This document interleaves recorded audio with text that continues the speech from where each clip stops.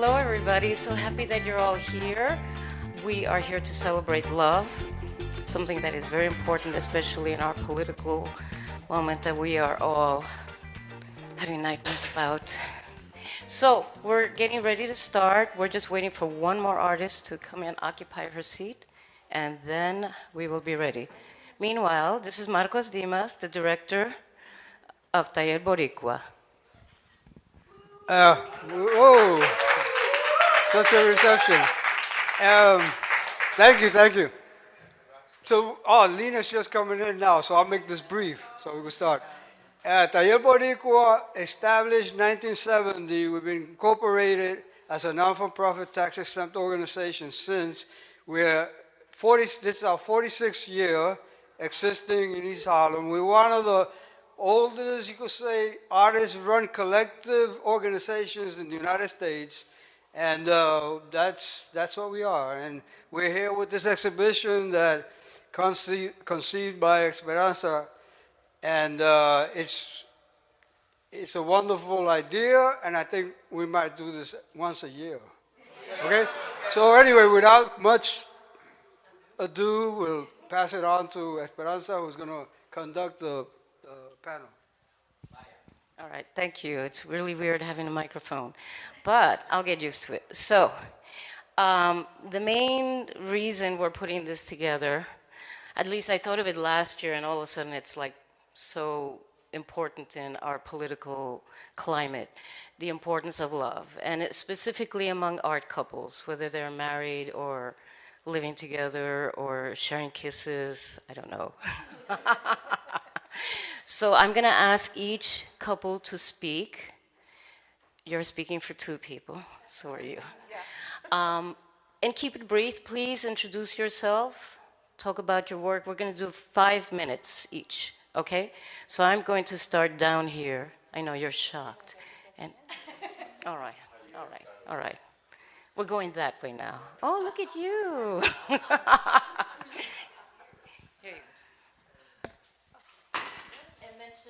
you go.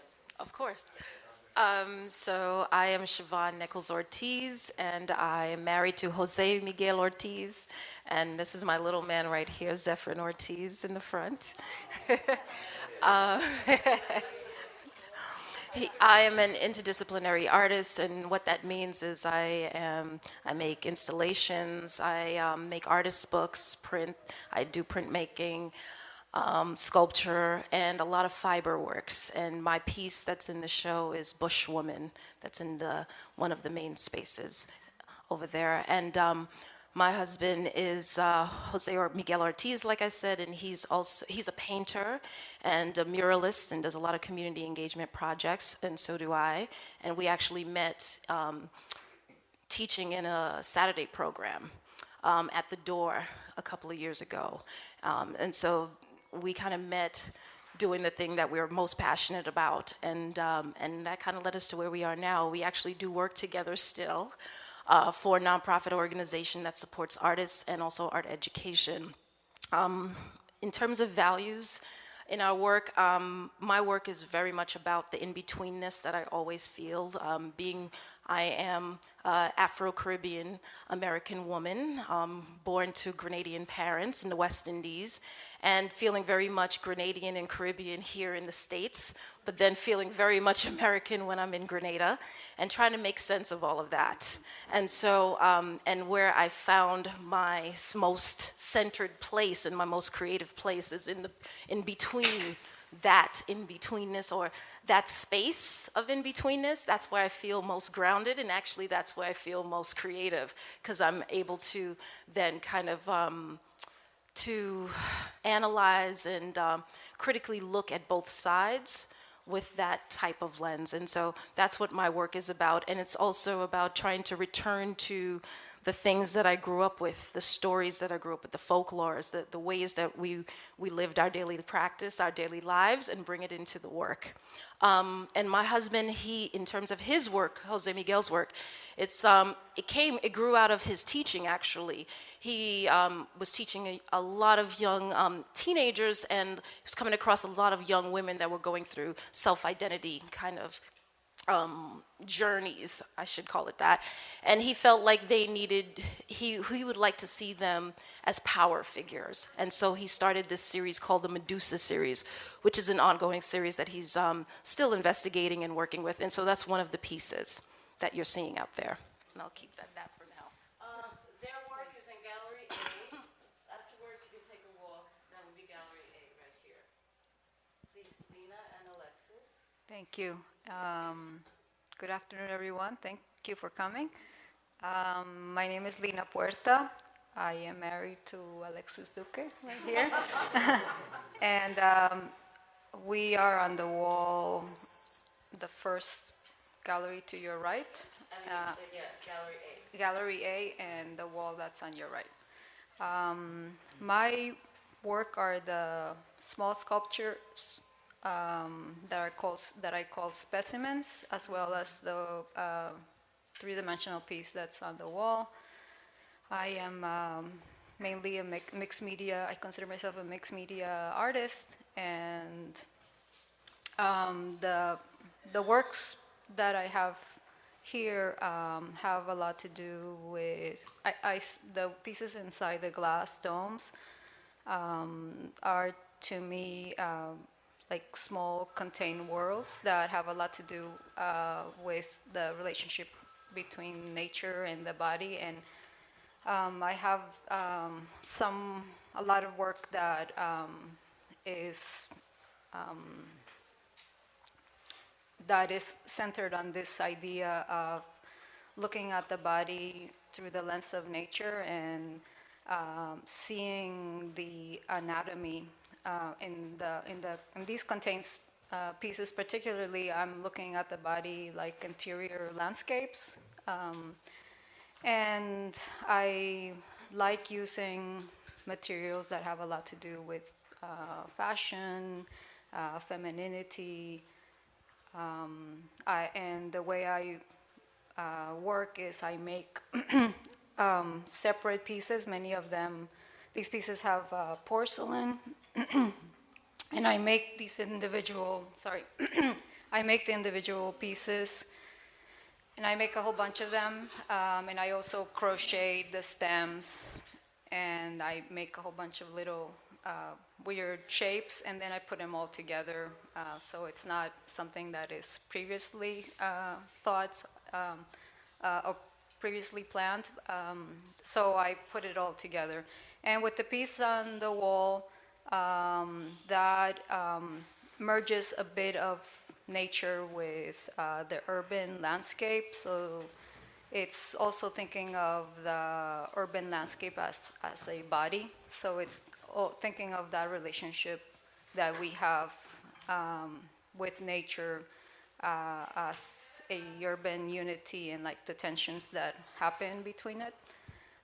So that's basically my work. I am also, I was born in this country, but I grew up in Colombia, where my family is from, and I feel very much connected to Colombia, especially when I'm here, sort of like what you were sharing, and very American when I'm there, which is kind of strange, but that's just how it is, and I feel like that definitely, in many ways, even though it's not intentional, it does come across in the work, that influence of the tropics, which is where I grew up.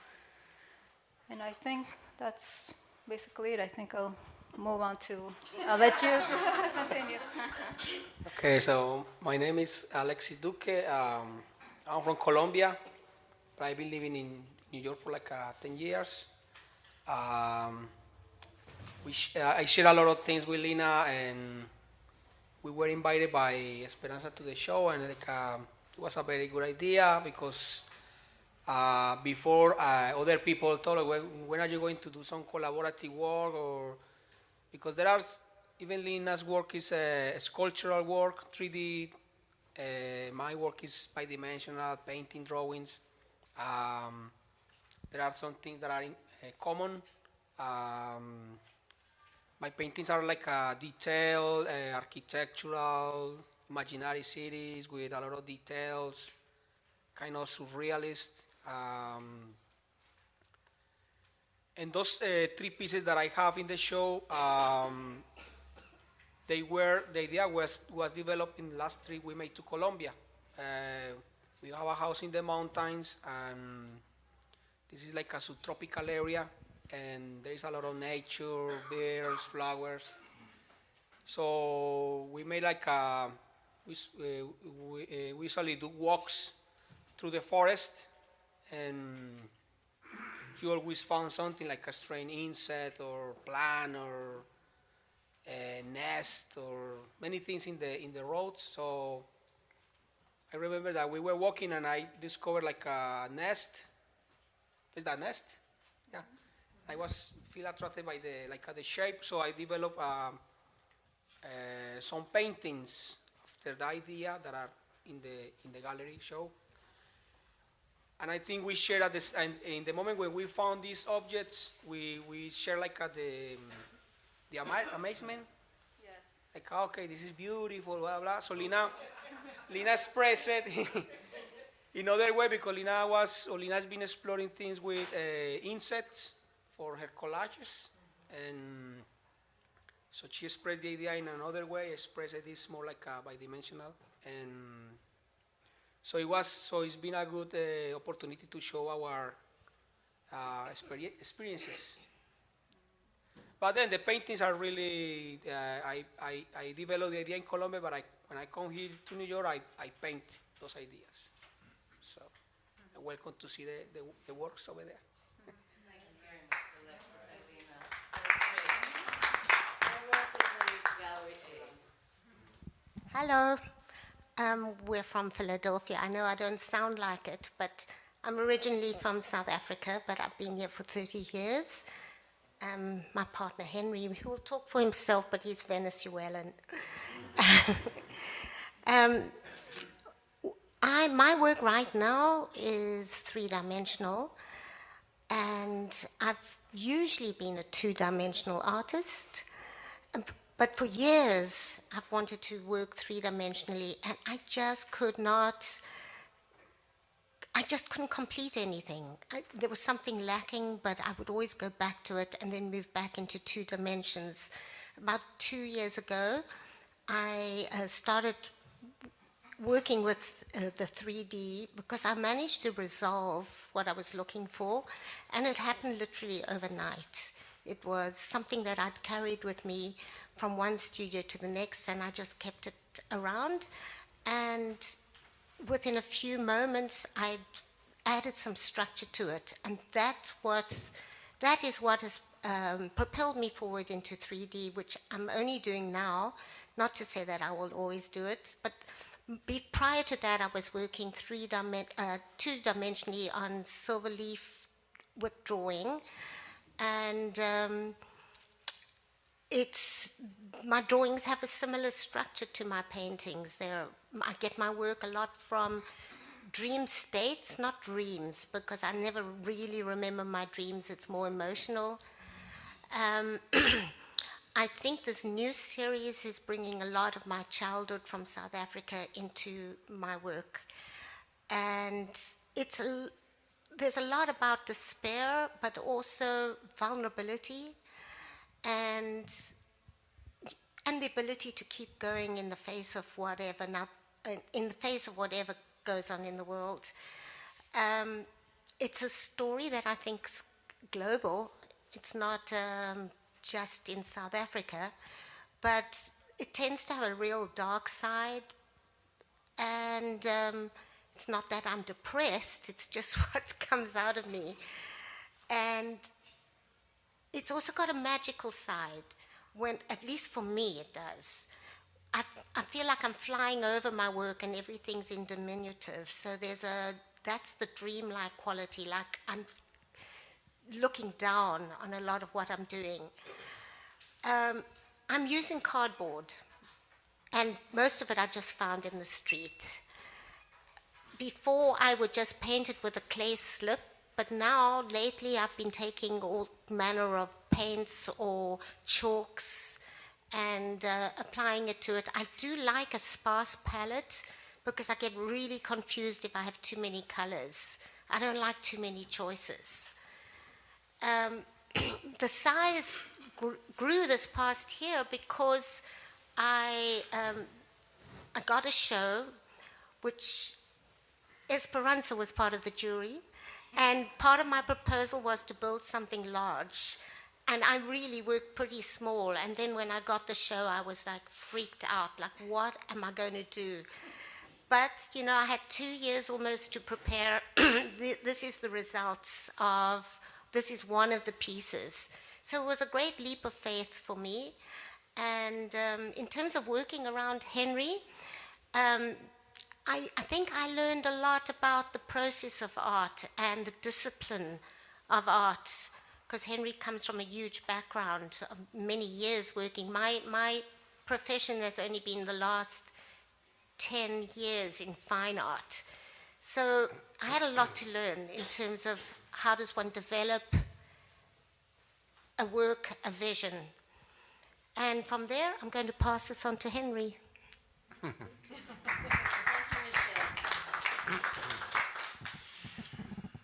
Well, what to say? Maybe I am the oldest artist in this panel.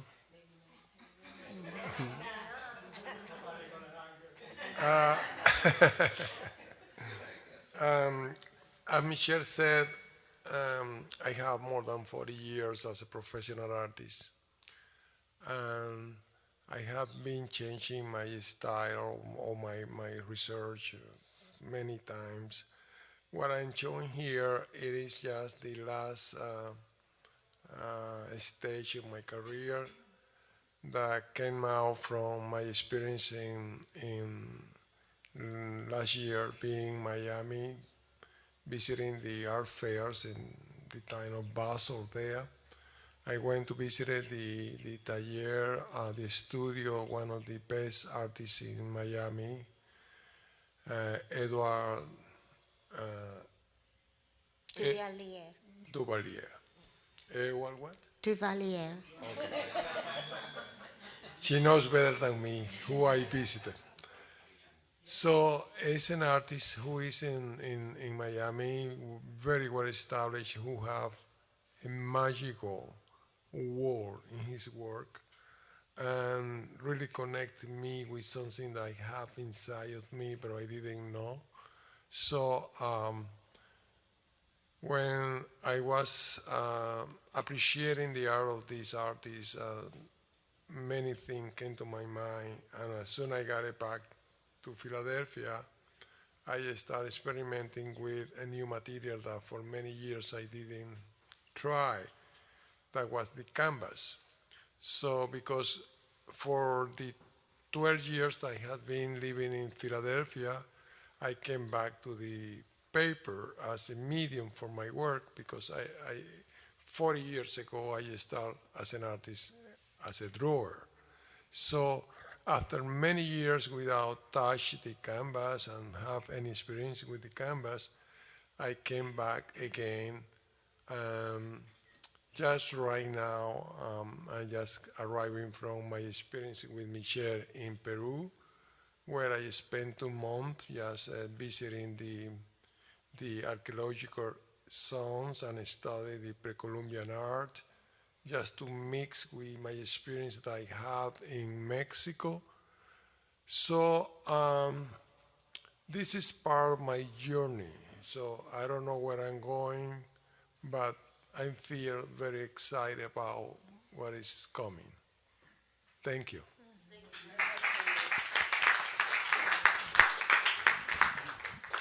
Good afternoon, everybody. My name is Linda Bonilla. I am an interdisciplinary artist.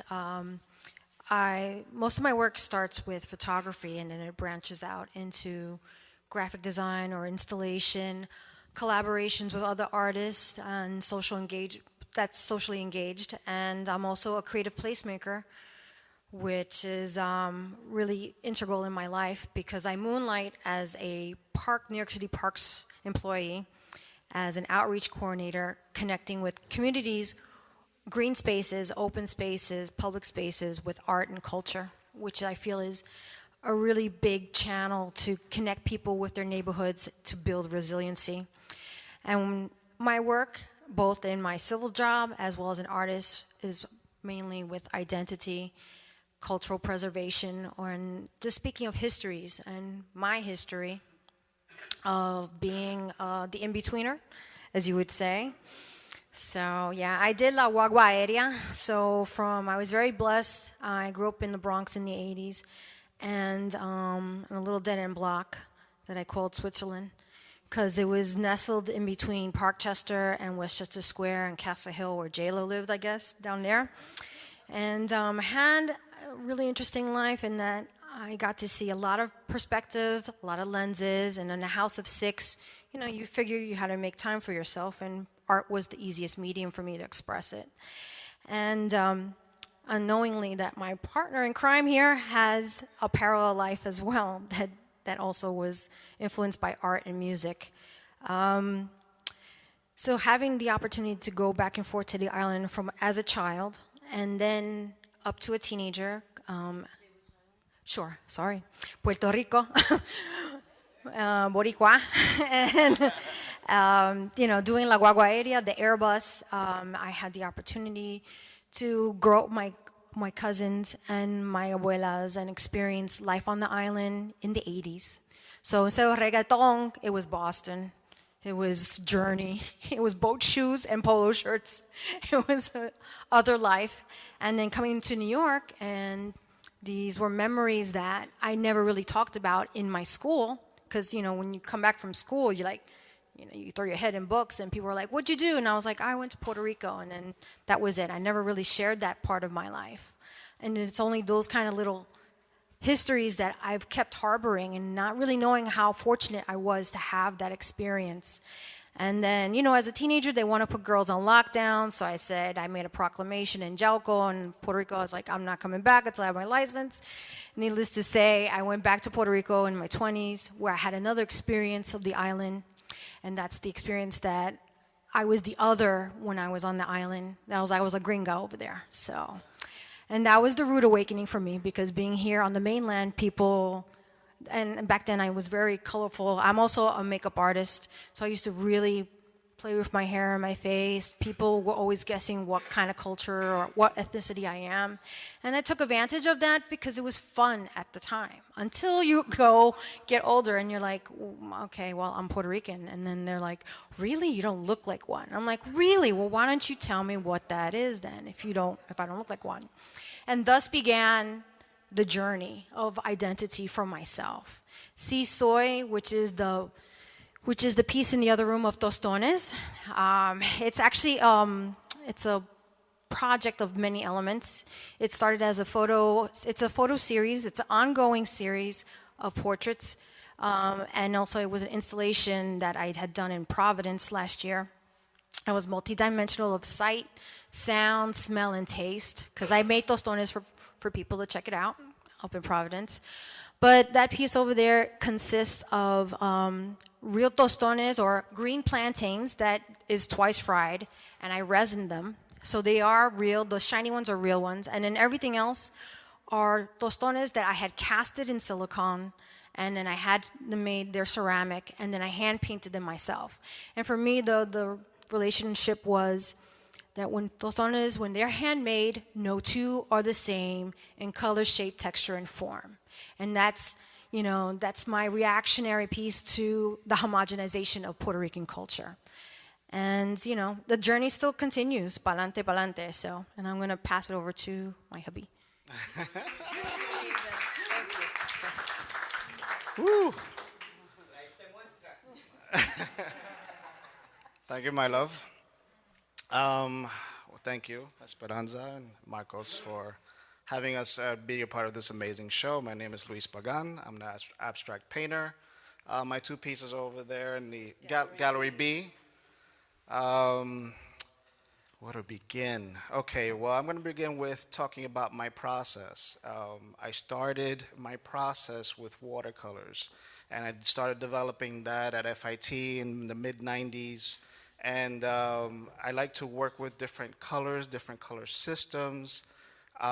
different mediums, and just exploring that. So I ultimately landed, because I tried all types of things, and I ultimately landed working with latex, house paint.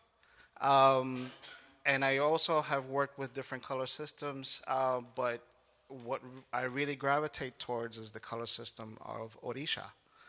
And so the two paintings that are in this show are perfect because the yellow and green is a story that in my research in Orisha that I continue, that I've been over the years, is a story of Ogun and Ochun, and the process and the paint is just there. I feel like they're in an eternal embrace. So that's why I titled that one Eternal Lovers. And then the yellow piece is Ochun by herself, and that one's called Yellow Gold. What else do I say? Oh, I was also, let me,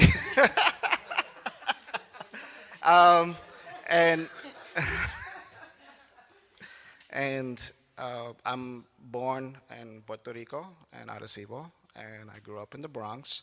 I also just became the marketing manager at Casita Maria Center for Arts and Education.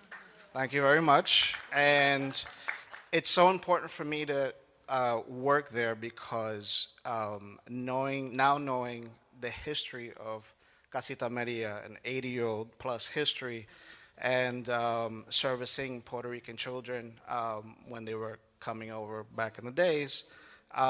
So I just wish those type of services were available, or if my parents would have known something like that, because then I felt like maybe I would have started my art career a little sooner. But I didn't start. I didn't decide to become an artist until I was in my early 20s. So that's why it's very important for me to continue working and also to be here especially. Thank you very much. Thank you very much, Luis. So we have Gallery A, Gallery B, and now we have Gallery C. It's Gallery C. Oh, my goodness. It's weird to have a mic. Okay, so my name is Juanita Lanzo. My name is there. And Don Ahern, my husband, he could have been here tonight, or today. He took our son, which is casted on my belly, to a birthday party for kids. Anyway, we split as any modern couple child duties, and it was his turn today. Mine is next weekend. But anyway, so Don and I met at the Bronx Museum where I was working in 1999. I'm going to make the long story short. I'm from Puerto Rico. I came here to do grad school and then leave back to the island, and that didn't happen because I worked at the museum at the time, and I fell in love with the Bronx because all I heard about the Bronx was all these negative things, that there was no art, nothing happening. And when I arrived to the place at the time, there was an exhibition that covered art in the Bronx from the 60s through the 90s, and I was in awe. And I'm thinking, what an amazing place. And I learned about the Bronx Council on the Arts, Longwood, and all these other amazing places, Bragg. And I said, wow, I want to stay in the Bronx. Lo and behold, I continued to make art. I did it while I was going to school. I did it while I was working at the time. Many people don't know I'm a visual artist because I organize exhibitions at the... This is Juanita's work. Sorry, yeah. This is my watercolor, and that's a portrait of me when I'm pregnant with Carlos 7 years ago. So my son Carlos, by John Ahern. And John had some history in the Bronx when I met him, but I had no idea who he was. So when people said, can you leave this note for him? Can you talk to him? Can you tell him how much we like the work? I'm like, really? I'm charging the guy. So I kept the notes. And one day he came to the museum. I can't remember for what. There was a book party. And he said, people really like your work, but I have no idea who he was. So my apologies. I knew all the other artists, but not him. And anyway, lo and behold, I fell in love with the borough. John and I kept a relationship, like some long distance at the time. He was traveling, and I was making my life in New York City. And we connected in 2006, and we got married. And one thing we share is this connection to the Bronx that we both have. In my work, I don't work directly with people while he does. But my daytime job that I do through the Bronx Council on the Arts, I love working with artists. I'm not a trained curator, but I love the process of seeing a project being conceived and then presented. And you learn a lot of heartbreaks. In a very funny way, you learn how to balance that administrative world and then to make possible exhibitions for artists. So that's one thing that I learned that John and I have in common, working with people. My artwork, it's all about abstractions. I combine, I'll call these science, I created an abstract organic dictionary of forms. That's the only way I can explain it, and I work a lot by intuition. So I'll go to the studio or I'll work at home and I'll make drawings and drawings until they turn into a composition that makes sense. And I work with a watercolor crayon, so I erase the parts I don't like. And then at the end, when I'm happy with a composition that I want to settle with, then that's the final work that you see. But anyway, so I will say that that's what our relationship, John and I relationship, it's all about. It's about sharing all these things that we care for, that we like. And I think that's all I have to say for now. So thank you so much,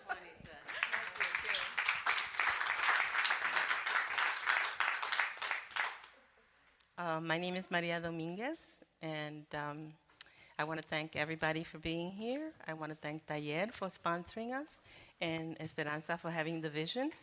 I initially am a muralist. I started as a muralist in the Lower East Side through the auspice of first Pueblo Nuevo, a housing group. I was a housing activist, and then moved on to be an administrator with Charas. My padrino, Chino Garcia, is here. Where it is through his auspice in the Lower East Side that I met Juan Manuel Morales. Oh, whoa. And it was during that time when I was a housing activist. I met my good friend Esperanza, who was doing beautiful artwork at the time and accompanied us all through all the gardens. One of my pieces in this wall is called Garden Trends, where JuanMa would play in the gardens and Esperanza would accompany us and be part of that movement, which was a beautiful cultural movement that to this day, if many of you know it as the Nuyorican movement. Thank God that I was one of the muralists. So I started out as a muralist, combined with cultural activism, combined with housing activism, whereas I was telling my husband today, on our way here, we didn't have to apply and compete for the grants. There was abundance then, thank God, because at the time, thanks to Charas, they would say, give us a dream. We would dream it, manifest it, and did it 3 times over. We used to work day and night, night and day, to make it a show. And that is then how I met my husband, who we did at the time. I didn't do Coco Ballet by Bimbo Rivas. Somebody said, you know, Coco Ballet right now needs a backdrop. And I said, thank God to Marlise Momber, I had done a backdrop. She was a commercial photographer. Says, we have to quickly use this backdrop, put it for Coco Ballet. Sure enough, there it was. And how he said he heard of me, he says, this backdrop is done by the world-renowned Maria Dominguez. And I believed it. He believed it, worse, he believed it. And then the following year, we applied for a grant, which was Baquiné, which is a lovely, lovely, lovely play, which we keep dreaming that one day we will make this play happen. And he wrote the music for Baquiné. For those of you that are not of Puerto Rican descent, Baquiné is when a child dies in infancy, and instead of crying and mourning, they make a big party. And they celebrate, just like the African roots do. The African believe that the child, when he dies in his infancy, why cry? Sing, let him go to heaven. And so I was called in to do the backdrop and the scenery and the costume design. I dreamt then big. And I said, yes, I could do all of it. And sure enough, we got the grant, and then we had to collaborate. And at that time, we started collaborating how we were going to include the music and how the scenery would work. And thus then, our relationship began. But my own personal relationship, again, I was a muralist. To this day, I'm part of a group called Art Makers, which started out by doing murals in the community, not alone, but we used to include the community in reflecting their ideas, their concerns. And to this day, we are still doing that artwork in communities. So all my entire life has been collaboration with my husband. We are still collaborating. But mostly with communities. I'm also an educator. I go into schools and I collaborate with children, beautifying their schools, using curriculum to include that. I was also an administrator. I was at el Museo del Barrio for over 10 years, where then I retreated to become back to being an artist. And to this day, I'm still a public artist. I've done a glass piece. And I didn't do the glass piece. I actually got the commission from the MTA at Chauncey Street Station, where they transformed my paintings into glass. So if you're ever on the JM line in Brooklyn, you will see my work. I'm very proud of that.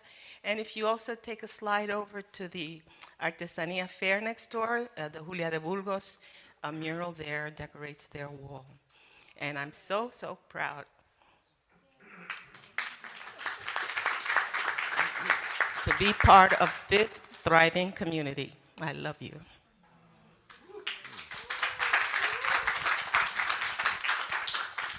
Hi, my name is JuanMa Morales. I'm a performing artist, a musician, married to Maria Dominguez. Art and love. Music, art, and love. How do they connect? They connect in very intimate ways, in a way that you look at a painting and sometimes you hear music, like all your work. I'm very honored to be here. I'm not so good with words, but I want to thank Chino. I want to thank Esperanza for including me. And I would like to sing you a couple of songs. Every time I get a new project, to me, I'm an engineer in a way. And musicians, we're mathematicians, you know. And I did some research, and I was able to look into my archives. My wife made me do my archives. I had flyers and pictures and CDs, reel-to-reel tapes, you know. And she made me like, you got to clean this thing up. So with this project, it's going well, thank you. Where's it going? Oh, it went to Centro de Estudios Puertorriqueños at Hunter College. Thank you. Yeah. I highly recommend it. It's a great exercise in evaluating your career, to looking at yourself in a very intimate way. But this exhibit really picked my brain because I wanted to play some songs that related to the artwork and to our relationship. And like Maria said, I was involved with the New York poets in the Lower East Side. I came from Puerto Rico to study in the United States. First went to Ithaca, New York, came to New York City. I lived in the Upper West Side, and I needed to connect to my roots. So I met the people in Charas, Chino, Bimbo, and all of them, and I was able to write music with this great poet called Bimbo Rivas. A first one for me, because poems and music, you know, it was kind of like hard. But New Yorican poets, they have rhythm, they have melody. It was the easiest job I've ever had with Bimbo. Because first I'm like, I gotta read this poem, and I'm thinking Pablo Neruda, you know, I'm thinking deep. And this guy's like, no, it's like here. Si se casa tuya. And I'm like, oh, the guy has a melody, he has rhythm. So we started working, and what I did is I went back to my archive, and you're gonna see a cover. The relationships in art are very intricate, sometimes difficult, sometimes takes a lot of patience, but I've always relied on my wife to express my covers. So album covers are a very personal thing, and this is one of them called Señora, which you see the flower, and she did.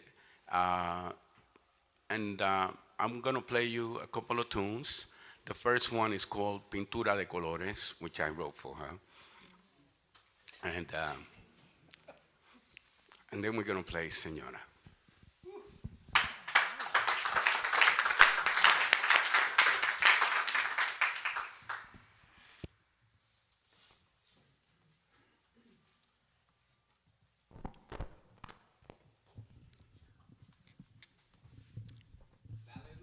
Check. Cash.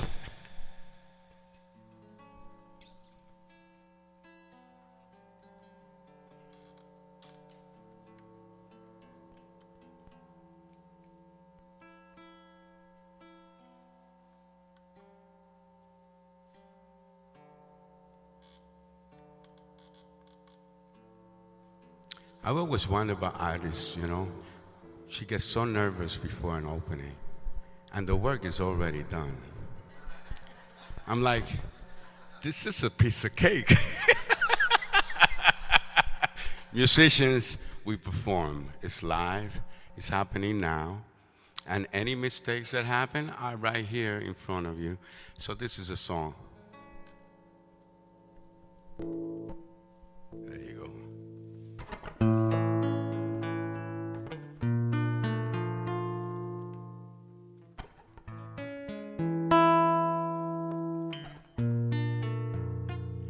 Me miro en el reflejo de tu ser, que emana de tu fuente y es llover, pintura de colores en un cuadro del querer. De tu ser. Comparto cada día tu sentir, ya sea una alegría o un sufrir, o pintura de colores en un cuadro del querer. De tu ser. Hay dentro de mí una estrella llena ya y aquí mis maneras, fundes con tu luz, llena de sombra y sol. Quiero siempre encontrar esa amiga con quien hablar, pintura de colores en un cuadro del querer. De tu ser.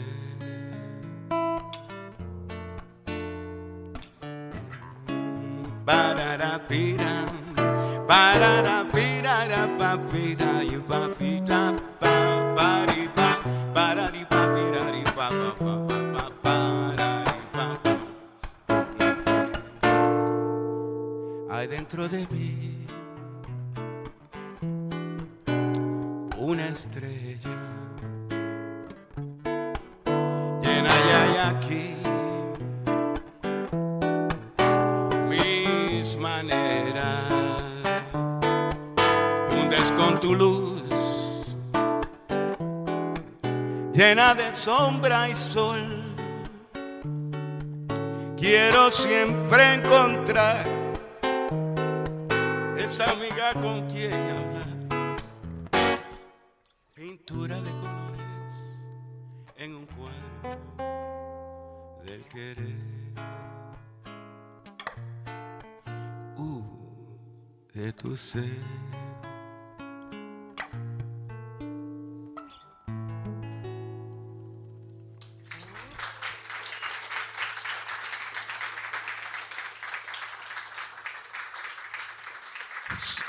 Thank you. So when you see paintings and you hear sounds, maybe you're hallucinating, you know. The next one is on one of my albums, and it's Señora.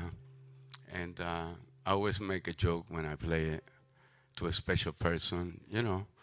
And my life got a lot better after I wrote the song, let me tell you that.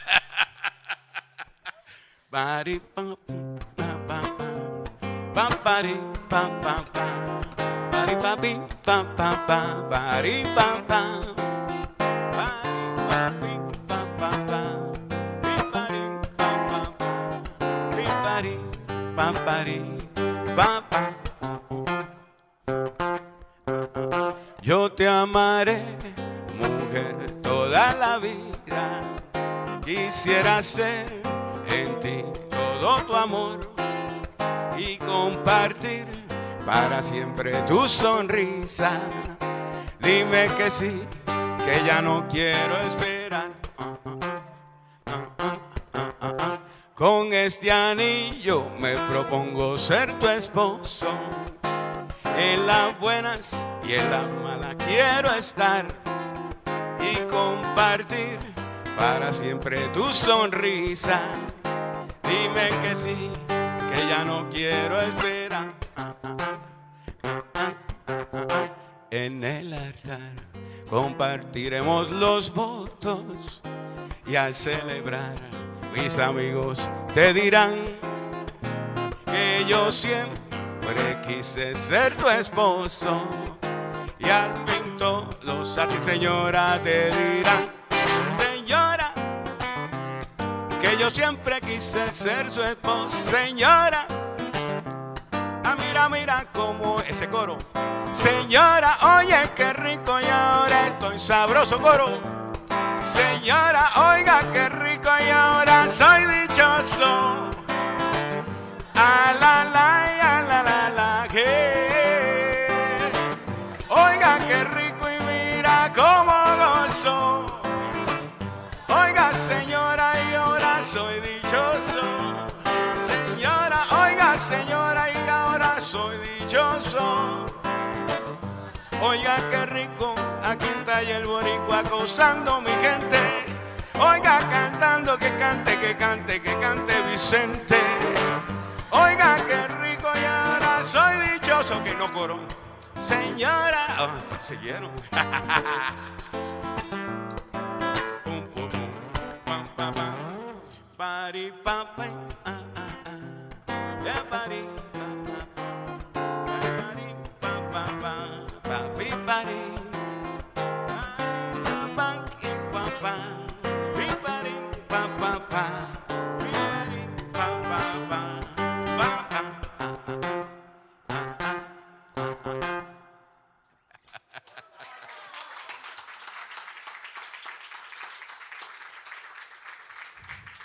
Well, thank you so much. I'd like to do a short one, and this one was the result of my research.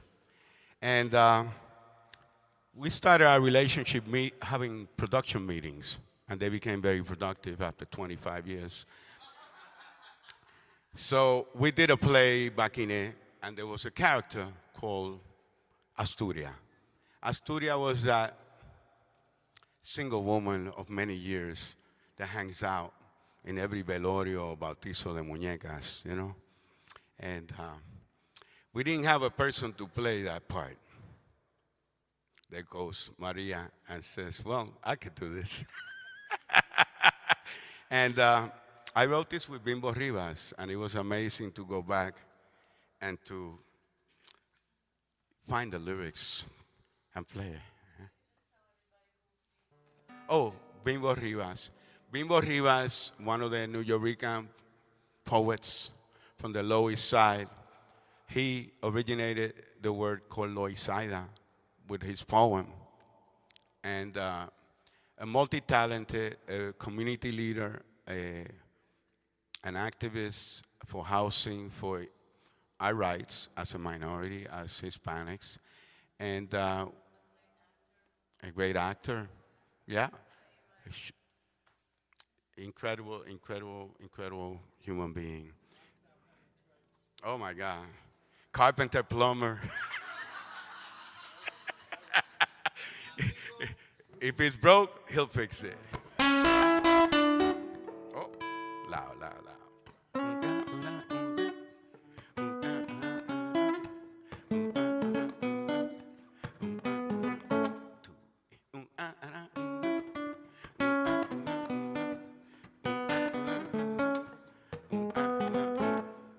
Si se casa tuya, se casa cualquiera, por la vida va siendo llevadera.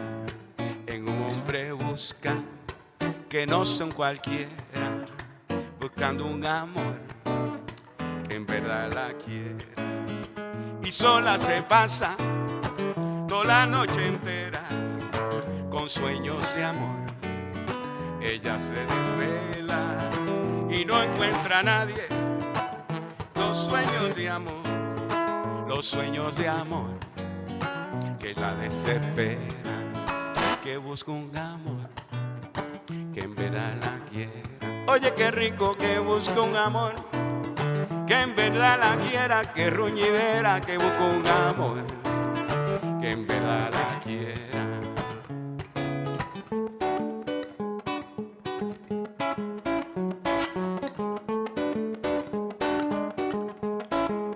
Que busca un amor que en verdad la quiera. Muchas gracias.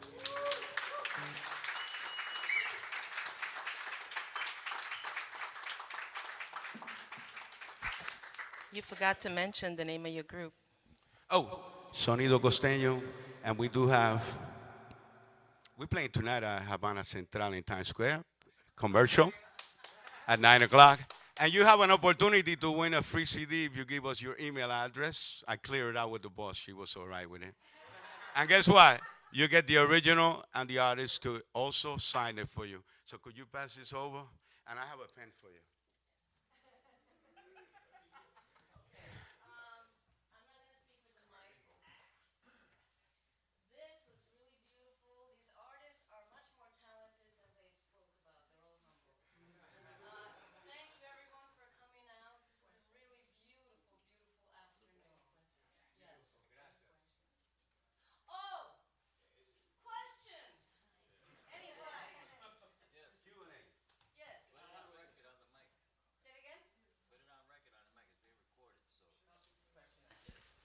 Questions and answers?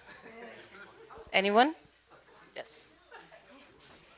Yes, I remember, I am a fan of Eddie Palmieri, and I would love to have you talk to the audience about the, how would you say, you did the artwork for one of his albums. Can you talk to us about that, please? Thank you very much, Willie. Yes, I did. We did a huge monumental project in La Plaza Cultural, which was also instituted by Charas and Art Makers, my first project with Art Makers. We did 26 murals trying to talk about gentrification, everything that concerned the 26 artists in the world. In my case, I was talking about the suffrage and the suffocation of the Puerto Rican culture by the American culture or the American establishment. And I chose the Gigante mask with star-spangled banners around the pole. And the producer of Eddie Palmieri was walking down the street looking for cheap art, of course, because at the time, anybody, 2 for a dime, we were doing art. And it was selected to do his album cover, which is Sueño. So if any of you ever get to see that album or know of his work, Sueño. Any other questions, please? Any questions? Yes. As artists, Oh, he has a big voice. I'm not a visual artist. I'm not a visual artist. I can't draw. But have any of you done any acting? I mean, other than that, I understand. I understand. Okay, that's that. Anyone else? Any questions? Any of you want to bring up a question or an answer or give a statement of the greatness of the love in your life? Yes, yes, yes, yes. So how are you all sustaining yourselves? And I'm not saying that as in money, not as in money, but just as how do you stay motivated? How do you stay active? You know, what are you doing to nurture yourself? This is deep and hard work, and it seems like everyone here is not just doing work in the studio, but also work in the community. So of course, we always need to nurture ourselves and take care of ourselves in order to then share ourselves with others. So how are you doing that? What are you doing to sustain? It's also for me, I'm kind of being a little selfish here, trying to take notes for myself. Anybody? You know what? I'm gonna start because I think you're gonna have this conversation. And it's when you want to, like, you're in the middle of a body of work and you want, oh damn, I don't want to go to work. Or oh damn, I have a kid, I have to take him to school. Sorry. Anyway, I think by speaking to people that are in a similar situation, or just simply by hearing people, and we're very fortunate that by working with artists, or just simply how other people balance things, regardless of, you know, how do you play music, how do you write. So I'm thinking that in general, it's not just simply how to, I think it's about balance in life. And I think it helps me when I see other people just simply overcome obstacles or deal with challenges, not simply financial, just simply how do I manage to do all these things, or where I get information for this or that, or even things like healthcare, health insurance. I mean, it's a long list of things, and we should email each other. But I think by speaking with other people or just simply asking, I receive good feedback, and that's my answer. So I don't know if you want to. Even though I am not one of the artists in the show, I did 3 residencies this year where I was away for a couple of months at a time. And what I realized was that my husband, Michael, who was here, but he had to leave early, is a really big emotional support for me. Since he was missing from my life, all of a sudden I was like, oh my God, what's missing? I remember now. But it's you know, those conversations at night when, you know, you're half asleep and you talk about your work, or when you hear a piece of music and you both relate, or you go to see a show and you think, okay, that was trash. And then you go to see another show and you're like, wow, that is such an inspiration. Or you see a film together. I mean, for me, Michael is a huge part of my experience as an artist. It's a very big emotional support, which is why I did this show. And I don't know if any of you noticed, all of the names of the women are before the men, because I thought that was really important, because this world has a tendency to always put men first, which I think makes no sense when you think about it logically. Without women, there is nothing. There's not even music, nothing. So I wanted to acknowledge all the women first. Really? Thank you. Anybody else? No, me. Sorry. You know, I always put Linda's name first, too. I just do that. That's just me. I have 2 answers for you. One, that's actually a very common question, a conversation that we have as artists. And one answer that I have come to that I think is helpful is that artists continue to apply to shows and or you know, deadlines, always working on deadlines, and that keeps you motivated, because when you've got those deadlines, you've got to make that work, right? And for me, this simple for me is I schedule time to go to the studio, just like I schedule anything else in my life, especially in marketing. I've always got somewhere to go, some event to go. Linda's always working late and doing scope meetings and meeting with the community, you know, after work, you know, and yeah. Oh, sorry. Yes, but it's with his help that he'll text me and he'll be like, "Mira, all right, when you're done, meet me at the studio," or like, "Mira, Friday night, we're just gonna tune everything out and we're just gonna focus on this." And it's the, you know, it's the push and pull within your your creativity process and your work process, and you prioritize. When I had the opportunity to do a residency last year in Rhode Island, when the time came near, and I was like, oh my God. But, I had a rock with me who he was really diligent and was just like, okay, we're going to get a U-Haul truck. We're going to take the Plátano plant up to Rhode Island. And I'm like, oh my God. And it's just like you need a partner that really understands, that respects your art, respects your process, and also challenges you and not in a malicious, not, the opposite way, just supportive way. And also personal ecology for yourself, because you need to take that time where, you just have to be by yourself too, to just reflect and see how it is with your partner to just move on to the next task, whether it's, your work, your moonlighting job, which is your, I call my parks job moonlighting, and then to focus on art. And what do you say? Okay.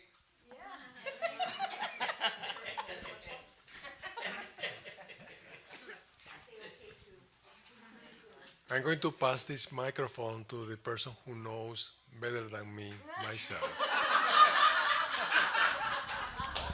Okay, Henry is so disciplined. He goes into his manhole, which is in the basement, and he's able to compartmentalize so much, put things away. Maybe he forgets that he has other things to do. Maybe it's a good thing with art. And he puts his head down and he just works. I've never seen anything like that before. I, on the other hand, find it very hard sometimes to prioritize, because I like to have a clean desk and have taken care of a lot of stuff before I feel free to start something new. I can't start anything new at night when I'm tired. I have to wait till the next morning and I'm sort of gearing up. When I do start something new, it's so difficult. I hate being an artist then. And I find my fridge and my kettle much more important than doing the work at that point. All I want to do is go down, drink some tea. But there's a strange thing that happens after I've struggled through the very ugly part, but my passion is not with it. Something happens and I can never see the dividing line where suddenly my breathing has changed and I'm involved. And I don't know where that part is. Then I have no problem swimming after that. Of course, going out to work, coming back, if I'm out of the studio for more than a week and I don't attend to it, it's always a little hard and I don't feel like going in. But there's a discipline. You just do, because as soon as you're there, you're back swimming. It's not easy. There's a lot of love-hate, at least for me. It's not something I just love to do, but the rewards are incredible, and that keeps me going.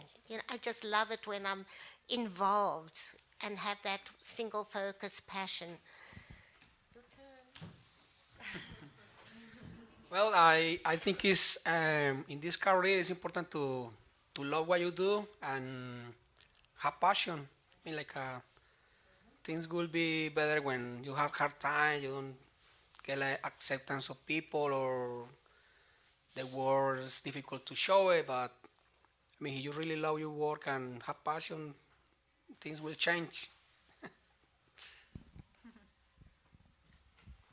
Well, I can relate so much to what you said, Michelle.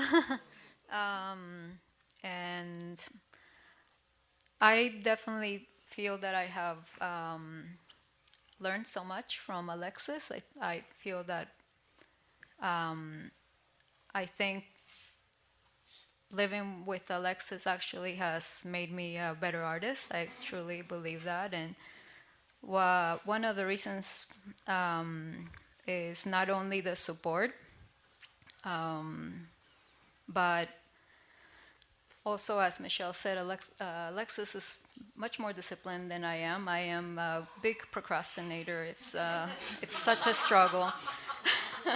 And I work at home. Alexis used to work at home too, and for me it was amazing that we would get up and the first thing Alexis will do after having breakfast was go straight to the studio. And for me, it was like the house, the dishes, the clothes, so many other things, you know. And I have this conversation, and not to bring up the gender divide, but I think I've had this conversation with other women, and I think it's something that is very common in women, because we have this other relationship with the home, and we tend to be the child carers, caretakers. I know that has changed a lot, like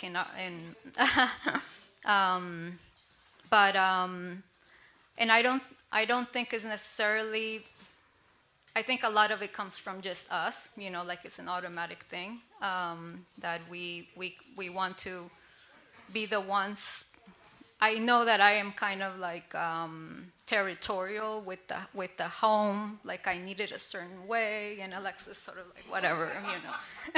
So it's many things that is just really part of us as being female, and it's like balancing that out and being like, okay, no, I'm going this way, but no, my work is the most important thing, you know. So it's putting it first, and that's something that I've learned a lot from Alexis. It's first thing. So I don't know. That's it. Okay. Thank you. Well, one thing I feel is really, really important, that every man here, every man that is involved in the art world should be a feminist. Because this world, every man should be a feminist. If women are feminists, that's kind of redundant. Men should be the feminists. People who have control over situations should be feminists. Everybody should change because, and I'm not saying this to be unpleasant, our work is as important as any man's work. And having a clean home is a beautiful thing. Everybody should want one. And I understand what you were saying. My first thing is I clean the house before I go to the studio. Michael drinks his coffee, tells me to have a beautiful day, and I'm still cleaning an hour later. Yeah, you know, I mean, I'm not complaining. I'm just saying this is the world that we all inhabit. But I think it is important that we all figure out how we're going to make our work and have super discipline about it, be like superheroes.